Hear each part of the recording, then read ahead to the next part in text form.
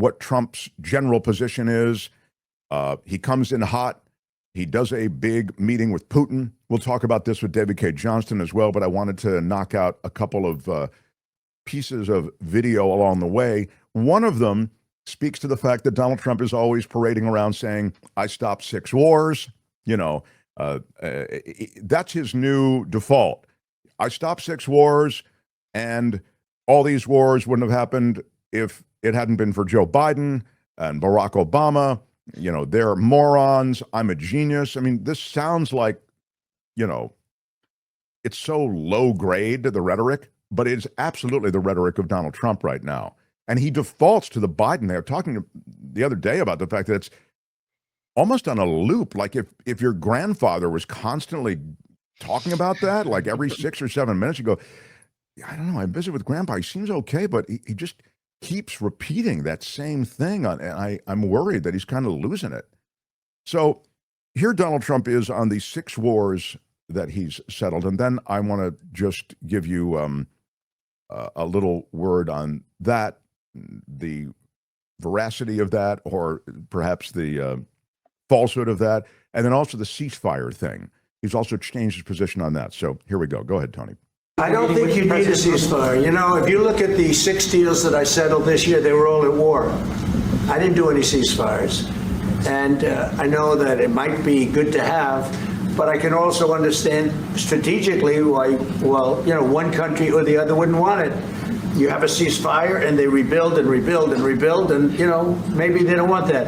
But if you look at the 6 deals that we made peace and you know, long-term, long-running wars, I didn't do any ceasefires. All right. Donald Trump saying he wanted, of course, a ceasefire. That was his big thing. And now, of course, ceasefires, I didn't do them. They weren't necessary. He claims to have helped settle the Israel-Iran thing, the Congo-Rwanda conflict, Cambodia and Thailand, India and Pakistan, Serbia and Kosovo, and Egypt and Ethiopia. Those are the those are his 6 wars? Yeah, those are his big 6. It's embellished, to say the least.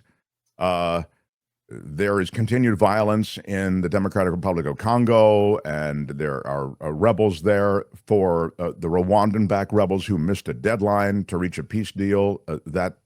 So that conflict, you tell me where it is. I mean, I think it continues. In Iran, I don't know if you made a peace deal. You used a bunker buster bomb or 3 against military and nuclear facilities, and then you strong-armed Iran into accepting a ceasefire. Okay. India says you had nothing to do with it in the India-Pakistan thing. So, I mean, you can claim that you brought some peace in the India-Pakistan conflict, but they say you had nothing to do with it, Mr. President. Egypt and Ethiopia have no deal to settle their conflict over this Nile River dam that was constructed by Ethiopia that would divert water from Egypt. And Serbia has denied it had any plans to pursue a war in Kosovo, but Trump took credit for preventing the war. Okay? Now on the ceasefires. Trump has tried to get these ceasefires, and ceasefires are typically an interim step in all of these diplomatic back and forths to get to an ultimate peace deal of one sort or another. But he is saying, I don't ask for ceasefires. We don't need a ceasefire. But these statements, and again, on his various conflicts that he's taking credit for, on the 10th of May, after the outbreak of violence between India and Pakistan, Trump announced, after a long night of talks mediated by the United States, I am pleased to announce that India and Pakistan have agreed to a full and immediate ceasefire. That was in capital letters. Congratulations to both countries on using common sense and great intelligence. Between Thailand and Cambodia, in July, Trump said he was calling those leaders together in order to call for a ceasefire. The call with Cambodia has ended, he wrote, but expect to call back regarding war stoppage and ceasefire based on what Thailand has to say. And on Israel and Iran, Trump wrote it has been fully agreed by and between Israel and Iran that there will be a complete and total ceasefire in capital letters. But Trump is looking for the Nobel Peace Prize, of course. He's trying to, by sheer force of personality, charisma, star power, unclear to me, really. I mean, I think he may be drunk on his own image or certainly misguided in believing that somehow he has a transcendental presence that's going to be able to, in any way, skip ceasefire and go right to peace deal. I don't even know what a peace deal looks like. As I said, it's so layered. There's going to be territory surrendered, most likely. So all of that stuff is very sensitive and has to be worked out. I don't know if you mentioned this, but Putin meets with Trump, and that night, last night, boom, they send drones into Ukraine and hit them hard. So it seems like after Trump met with Putin, they kind of got maybe a little buddy, and perhaps he's on the side of Putin, who he clearly understands doesn't want to ceasefire in this whole situation. I think that's exactly right. I mean, I think there's no question that Putin's in his head. You already had a relationship that was somewhat weird. We don't really understand what that is. Is that compromat? Is that just two guys who are strongmen, one strongman wannabe, one strongman who controls Russia? Are they just bonding over that? And is it a financial thing? Does Trump want to build a Trump Tower in Moscow? We know that Moscow actually produced a lot of money. Trump Jr. talked about that. We have Russian money financing a bunch of our stuff. We know that the Russians bought, David K. Johnston can speak to this, entire floors in Trump Tower. And they paid top dollar, and some of them were unoccupied. Just residences, they're dumping money into the Trump organization. So, what constellation of things that I just mentioned, what variable, what collection of things that we talk about might go into this Putin-Trump relationship? I don't really know. But and when I say I don't really know, I don't think it's really known. But I do know that there is that swing over to Putin. And all of a sudden, he's not talking about ceasefire. And you're just not going to get a peace deal, I don't think, unless there's a real hard surrender of territory to Russia. I mean, increasingly, that just seems clear, Speaking of their strange relationship, did you see the hot mic situation that happened? Apparently that European leaders had come to meet with Trump and Zelensky, and the European leaders were there to support Zelensky. And there was a moment where Trump was caught on a microphone telling the French president, I think Putin wants to make a deal for me. Do you understand? As crazy as that sounds, so that the deal would be made because of Trump. That Putin likes Trump so much that he's willing to make a deal because it would please Trump. Yeah, I did. I watched that hot mic moment, and it was wild. And it was just that. It was an aside to, was it Macron he was speaking to? And he said, yeah, they're going to make this deal as crazy as it sounds. I think he's going to do it for me. Again, Trump quickly falls into the thrall of Putin. But Putin has very specific, here it is. So Tony's got it for you. It was in this kind of, in the post-meeting moments. He wants to make a deal for me, crazy as it sounds. Yeah. Anyway, all right. The other thing I want you to hear, then I'll get to Fox News, which is just wild to watch. I want you to hear from a Ukrainian who gives us, that's right, that's called narcissism, says Buddy 386. He's so full of himself, says CBD. Well, you think? Here's a little something to give you a perspective from the Ukraine side. Go ahead. Well, honestly, it isn't likely that a real peace deal or even a ceasefire is on the horizon, because the war that was deliberately unleashed on Ukrainian people by the Russian leadership and that is now ongoing for more than 3 years, the coming of Trump to the White House has only made the things worse, because what we have seen from the current administration in Washington, this arguably the most far-right administration in the US history, was appeasement strategy, was like emphasizing their affinity with Putin and with other authoritarian leaders throughout the world. And this Alaska meeting, many people were really afraid that this can be something akin to Munich conference back in 1938 with carving up Czechoslovakia without the presence even of the representatives of the government, Edvard Beneš, the president, and others. But ultimately, it seems that no real difference was made. And now, in the latest meeting, maybe President Zelensky had to set another world record for saying thank you per minute or pleasing the majority Greens boyfriend with his suit. But it seems that the positions of the sides, they haven't really changed, and that Russia is still pushing for these maximalist demands for grabbing as much Ukrainian land as it can, even that those territories, and this means also the people living there that haven't been occupied by Russian forces yet. And ultimately there is no actual bona fide agreement and no real intention to make real peace talks and really find any sort of compromise, because this is all about this right of the force that is imposed on a weaker country. And now many people were going across with all these narratives of the so-called proxy war. But now when we see images of, for instance, Ukrainians being deported together with other people subject to this completely humiliating ICE procedures from the US, and no person is illegal. For instance, images of a Russian armored personnel carrier waving both Russian and American flags invading Ukrainian land.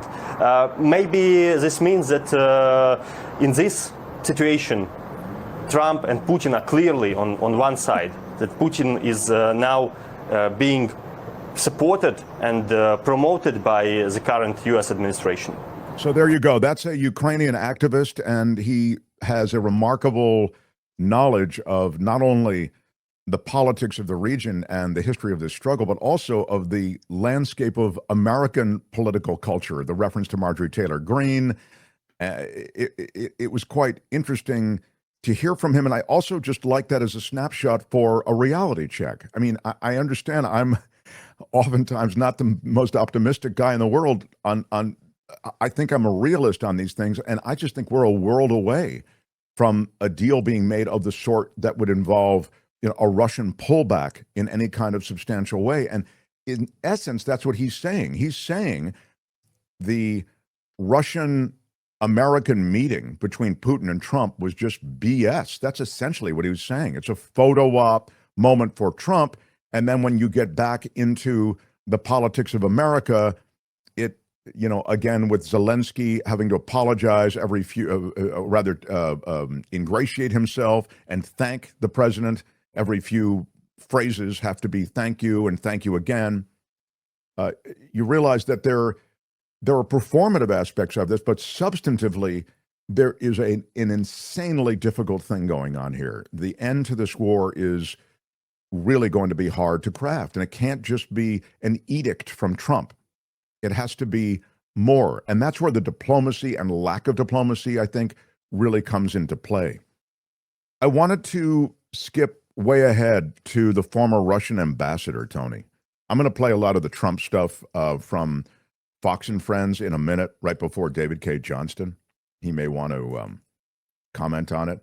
But this is Michael McFaul. He was the ambassador to Russia for the U.S., and he has, this is kind of where I am on this. So I always, I spark to other people who have kind of a, I would say, realistic / bleak view of where we are right now on this issue of Ukraine and Russia. And one of the things I want to underscore is there's all this talk about NATO troops not actually being NATO troops, but essentially being the same NATO nations, maybe 5 of them, that will occupy some Ukrainian territory and ensure security for Ukraine.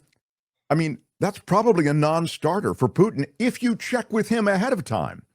It's very possible you can carve out that aspect of how this is secured, whatever piece they mold. But if you're going to bring Putin in on what security forces should be there, then you're likely even farther away from some kind of agreement. Here is the former Russian ambassador. To say that, I've been a diplomat and I've studied diplomacy, all hundreds of years of American diplomacy.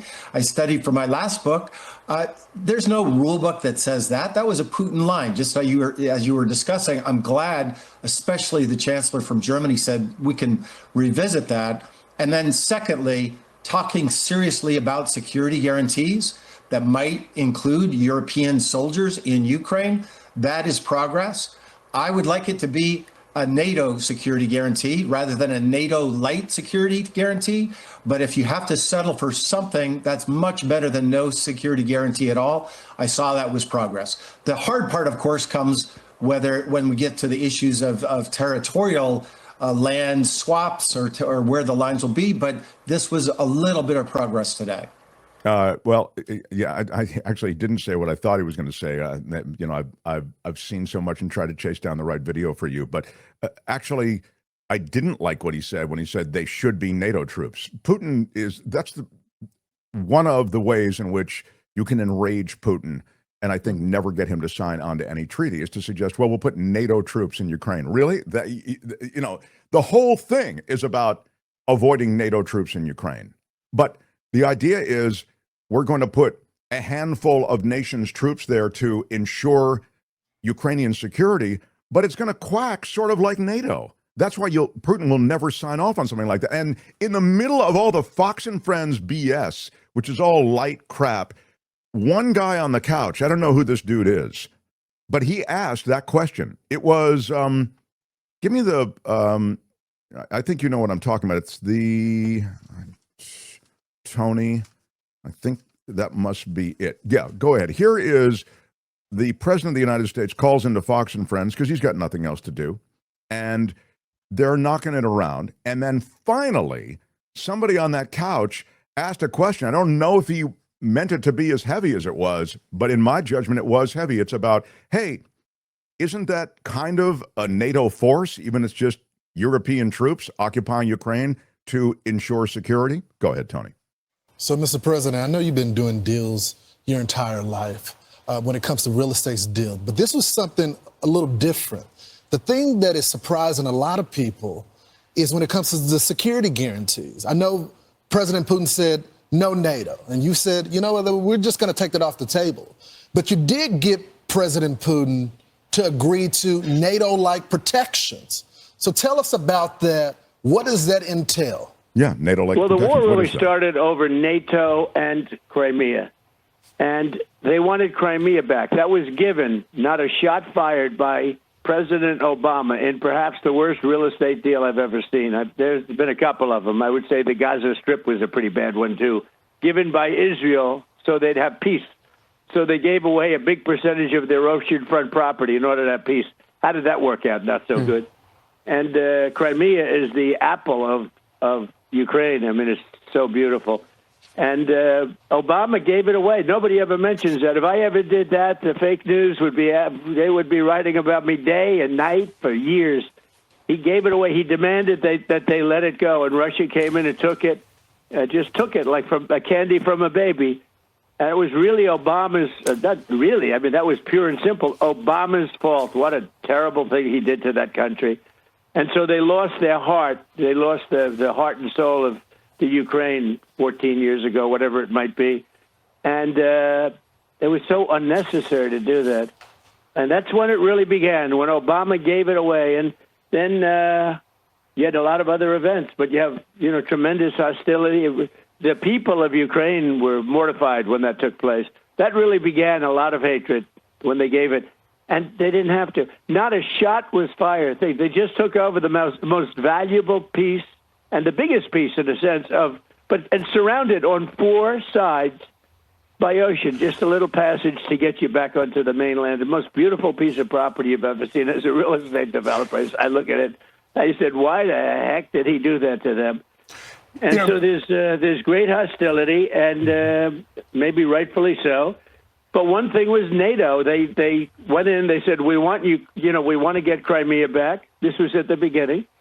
Now, Putin, in all fairness to him, he made a good deal. He got it from Obama.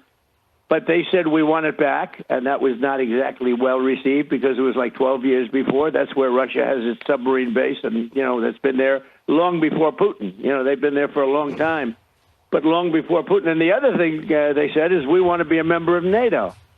Well, both of those things are impossible because, again, long before Putin, it was a no-no by Russia or the Soviet Union or anything you want to call it. Sort of a similar thing as it gets larger, but very similar. But it was always a no-no. You could not. Russia said, "We don't want the so-called opponent or the enemy. Let's use that term. We don't want them on our border." And they were right. They were okay. And yet they went in and they asked with the United States. They said, "Put us into NATO," and everybody knew you just can't do that. They would never have agreed to it. This is before Putin. This is long before Putin. It was just a no-no. It was something that was never going to happen. So they asked for it, and they shouldn't have asked for it because it was, very insulting thing. Now they could have asked for many other things, but the other thing they wanted to do is getting Crimea back, and that was given. They had built, they were expanding everything and spending a lot of money, all because Barack Hussein Obama gave it away in one of the dumbest real estate deals I've ever seen. So there you have it. It's a default to Obama. He clearly, somebody says it. Wow, he's so envious of Obama. I mean, he just returns to Obama, then he'll smear Biden. But on the Ukraine thing, it's about Obama. Let me just say this.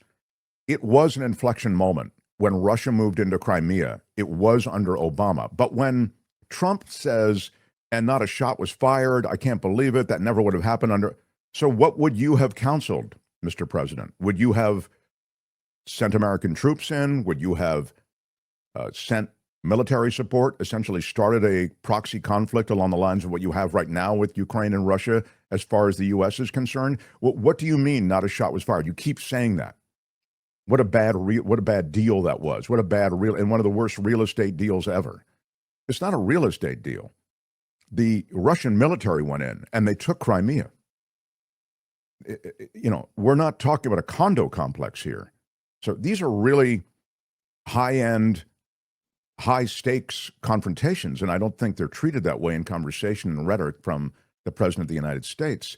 But he also never addressed what I was getting at, which is if you put into place a security force which is made up of a handful, maybe not all the NATO nations, but a cooperative of European nations pledged to defend Ukraine in whatever peace deal is crafted between Russia and Ukraine, in whatever new border is drawn. If you're trying to get, first of all, doesn't that feel like NATO presence to Vladimir Putin? Now, you can say it might, but tough crap. I mean, they need some kind of protection. So what I'm saying is, if you're asking for Putin to check off on that as part of the peace agreement, that could be a big ask. Better to leave it out. Why is it Putin's business if Ukraine wants to be a member of NATO, says the Lady Beatrice? Well, I mean, to run out the narrative on the Ukraine-Russia conflict, it's that Russia there have been communications to Russia that NATO isn't going to expand anymore. And it's in the spirit of non-expansion that Russia says, how come you're expanding? How come there are new NATO nations being added? Finland, Sweden. Why all of a sudden do you have additions to NATO when you said NATO wouldn't expand anymore? And then as Ukraine, and again, this is just sort of the state of the state, was leaning toward a Western democracy. It's still tons of corruption. Ukraine had a lot of problems. But Russia saw the way in which essentially Ukraine was beginning to sidle up to the West and even asking for admission into NATO. Now, NATO, to be fair, was pushing back against Ukraine and full membership. There are a number of reasons for that, not the least of which there is sort of a checklist of things that have to be part of your governance if you're going to be part of NATO. I mentioned the other day that, like, it's kind of like if you were to try to get into NATO now, some of these nations like Turkey, Hungary, you wouldn't be able to make it through the checklist. So, it's sort of like when you get into a university or college and then, years later, the university or college gets really even tougher. Like, I don't think I could get into my university today, but at the time I got in.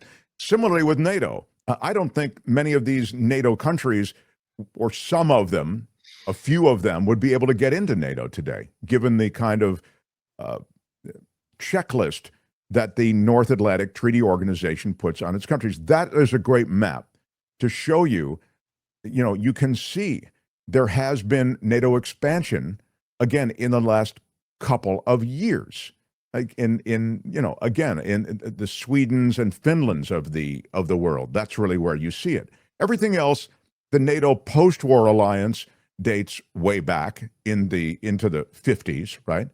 And then you see expansion in the early aughts. So this is the map that's up right now. But I mention it because that's the narrative that Russia has. You said you weren't going to expand NATO, and you've expanded NATO. So we're not going to let you grab Ukraine as part of NATO. They're a border country, a powerful country, a huge country, and an economically powerful country, given their powerful ties to agriculture and oil. But that's the position that many take in describing this operation. Now, last thing I'll say, to try to be fair to all arguments, they did elect a president. Was it 2014 that president was removed, or that was when the election was? And the Velvet Revolution against this president, who seemed to be a puppet of Putin, that produced this huge pushback in the Ukrainian streets, and people died. And after that, Russia looked at Ukraine, this is the narrative, as no longer neutral or wanting a neutral leadership. They are completely being controlled by the West. That is Putin's view. And so for that reason, Putin needs to up the ante and move into Ukraine and assert Russian power and dominance over Ukraine. That's, again, the narrative. So this is the history that they talk about. When he says, let's look at the root causes, when you hear root causes, that's what they're talking about. Root causes is like the shorthand for what I just described. And it can be even described in more severe ways than I just did. But that's the way the Russians view it, as Western expansion, guarantees broken, and your Ukraine, you're trying to, I think, live with the liberties of the West that you won't have with Putin and Putin domination and Russian governance. Hi, it's Mark, and I thought that was great. Hit the notification bell, you'll know whenever there's a new video being dropped, and please subscribe to our channel to help us save the universe.